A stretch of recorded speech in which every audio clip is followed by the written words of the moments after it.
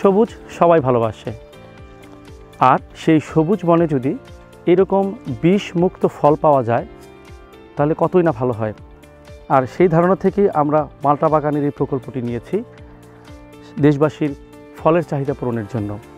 আমরা মাল্টা বলতেই বুঝি যে এটি একটি বিদেশি ফল এবং এই ফলটি বিদেশ থেকে আসে আর আমরা বিদেশি ফল কিনে খাই। কিন্তু আমাদের সেই ধারণা এখন বদলাতে যাচ্ছে। আমাদের দেশি এখন হচ্ছে অনেক উন্নত মানের মাল্টা। আমরা এখন দাঁড়িয়ে আছি ইকোটেক অর্গানিক গার্ডেন লিমিটেডের মাল্টা বাগান প্রকল্পে।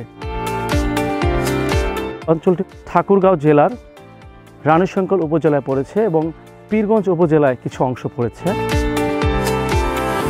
এই অঞ্চলের মাটি অত্যন্ত উর্বর এবং ফলের জন্য অনেক ভালো। এখানে পর্যাপ্ত পরিমাণে বৃষ্টি হয় এবং সেই বৃষ্টির পানি এখানে জমে থাকে না, সেটা চলে যায় এবং পারিপার্শ্বিকভাবেই এখানকার আবহাওয়া মাল্টার খুব উপযোগী।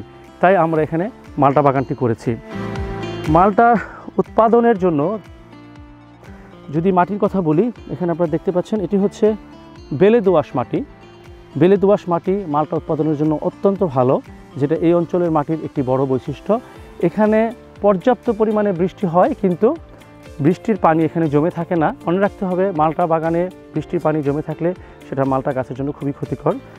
এখন অক্টোবর মাস, আজকে অক্টোবরের মাঝামাঝি সময়ে আমরা দেখতে পাচ্ছি যে প্রতিটি গাছে মাল্টা ধরেছে। মাল্টার রঙটা আপনারা দেখতে পাচ্ছেন যে এখানে হলুদ বর্ণ ধারণ করতে শুরু করেছে এবং কিছু কিছু মাল্টা পরিপূর্ণ হলুদও হয়ে গেছে এবং বাকিগুলো হচ্ছে। আমরা এখানে যে বাগানটা করেছি এখানে আমরা প্রতি শতাংশে 3টি করে গাছ দিয়েছি, অর্থাৎ 12 ফিট দূরত্ব মেনে আমরা এক একটি গাছ লাগিয়েছি। এভাবে প্রতি 5 শতাংশ জমিতে আমরা মোট 15টি গাছ রোপণ করেছি। একটি মাল্টা যেগুলো সাইজ এক একটি মাল্টা প্রায় এখানে 200 থেকে 250 গ্রাম পর্যন্ত হয়েছে। বাড়ি এক জাতের মাল্টা চেনার একটি উপায় হচ্ছে আপনারা যে দেখাচ্ছি, একটি পয়সার মতো গোলাকার চিহ্ন এখানে রয়েছে। এটি দেখলে বোঝা যায় যে এটি একটি বাড়ি এক জাতের মাল্টা। এবং সাধারণত অনেকের ধারণা হচ্ছে আমাদের দেশি মাল্টা মানে হচ্ছে শুধুমাত্র সবুজ, যদি হলদে হয় সেটাই জানান দিচ্ছে আমাদের এই বাগানের মাল্টাগুলো। এগুলো অনেক অংশে একেবারেই হলুদ হয়ে যায় এবং কিছুটা সবুজ এবং হলুদের একটি সমন্বয় থাকে। আপনারা দেখতে পাচ্ছেন যে একটি ছোট্ট একটি গাছ, বয়সও খুব বেশি নয়, মাত্র 3 বছর বয়স, কি পরিমাণ মাল্টা ধরেছে। এইরকম একটি গাছে 100 থেকে 150 পর্যন্ত মাল্টা ধরে আছে। এই গাছটি যখন আরও ম্যাচিউর হবে তখন এই গাছটিতে 400 থেকে 500 মাল্টা পর্যন্ত ফলন দিয়ে থাকে। একটি গাছে যদি 500 মাল্টা বা 400 মাল্টা হয় তাহলে নিশ্চয়ই সেটি বাণিজ্যিকভাবে অনেক লাভজনক। এখানে বেশ কয়েকজন সবুজ প্রেমিক মানুষ আছেন যারা সবুজকে ভালোবাসেন, ফলকে ভালোবাসে এবং সেই টানেই তারা আজকে এখানে এসছেন। অ্যাকচুয়ালি আমার ধারণা ছিল দেশি মালটাটা শুধু সবুজই হবে, কিন্তু এখানে এসে দেখলাম না, এটা আসার চাইতে আরও বেশি হলুদ। আর সচরাচর এই কালারটা মার্কেটে দেখা যায় না। নাজমুল আহমেদ ভাই, মালটা সম্পর্কে যদি আপনার অভিজ্ঞতা বলতেন। ধন্যবাদ জাহিদ ভাই।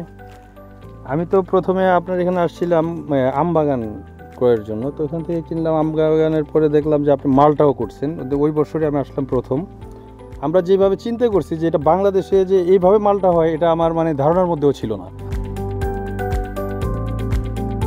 দেখতে পাচ্ছেন আপনারা পর্যাপ্ত পরিমাণে এটা রসালো।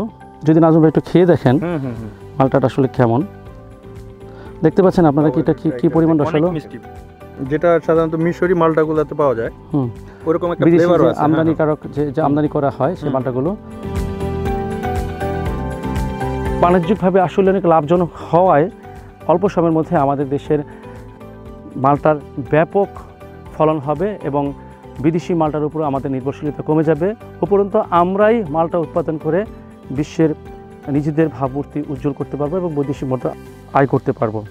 যারা নিজেরা মালটা বাগান করতে ইচ্ছুক কিন্তু সীমাবদ্ধতার কারণে করতে পারছেন না, তাদের জন্য আমাদের একটি আয়োজন রয়েছে। সেটা হচ্ছে আমরা এই জমিগুলো কিনে আমাদের বিশেষজ্ঞদের মতামত নিয়ে পরিকল্পনা করে আমরা এই বাগানটা করেছি।